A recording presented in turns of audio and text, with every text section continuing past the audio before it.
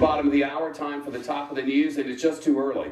Investigators say at this point they cannot rule out any possibilities regarding the downed airliner. They can't even rule out that Islamic State militants might have brought down the Russian airplane in the Egyptian desert, killing all 224 people on board. It's not that they think this is terror. That is not what they're saying.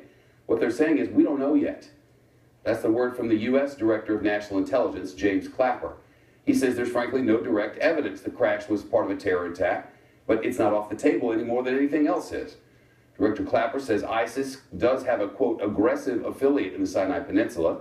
That's where investigators say the plane went down on Saturday, about 20 minutes after takeoff on a flight to St. Petersburg.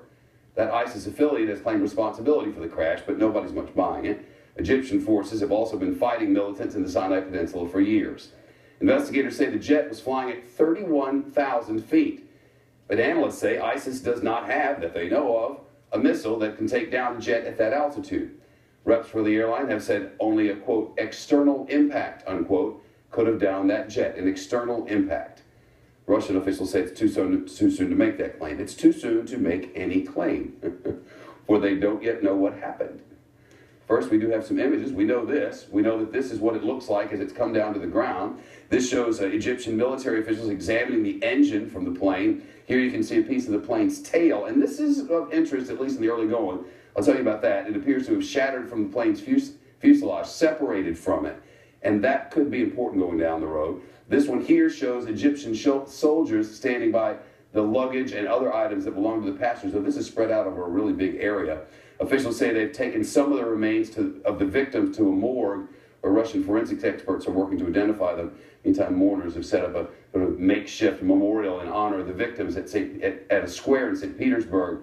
Here you can see the Russian flag at half-staff for obvious reasons. Russian officials say they have the plane's flight data recorder and cockpit voice recorder. They say they will not be able to determine what caused the crash until experts can study them. J.P. Tristani is a former commercial airline pilot and aeronautical engineer. It's nice to see you again. Nice to see you, Chuck. I don't want to do any speculating. That's not what we're here for. No. But they can tell, I'm told, that it came apart midair because the pieces are spread out all over the place. Yes. You can see that the fuselage was split off from the tail. Yes, that's very clear. And they have questions because back in 2001, this jet had an event. This same plane had an event. Even though it's 14 years, it could take that long for a structural defect that was not properly attended to back then to make itself known. Explain what happened then. The plane came down funny, right? Well, yes. First of all, before the pilot made it one call. Again, this is 2001. Okay, in 2001, the aircraft was coming in for a landing, took a very high nose attitude, and it hit its tail with enough momentum that it caused serious damage to the aft section, maybe the pressure bulkhead, and the upper stringers.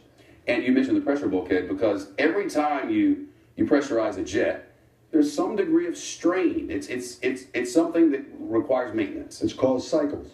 And the more cycles that aircraft has, if a repair is improperly done, just like in Japan Airlines back in 1985, it could take years for that imperfection to take a hold, and then it accumulates, and then something happens structurally. Now there's the matter of who takes care of this crash.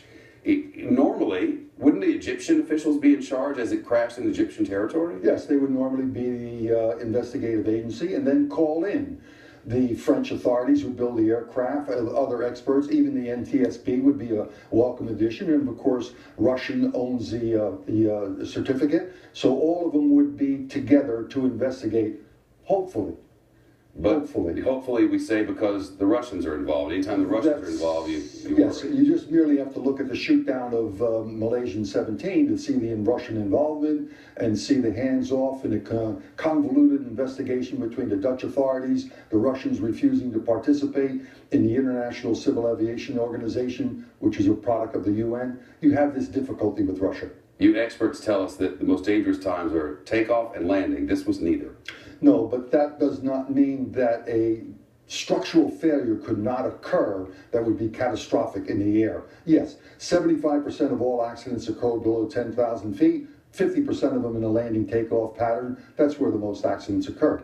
So we can't talk about what might have done this because we don't know what might have done this. But they have the black boxes, and that they have them early and they appear to be intact is really good. Very important is going to be that probably the conversations of electrical power that was still maintained to the cockpit voice recorder and the flight data recorder. He made one transmission and no more after that. So what stopped him from further transmissions?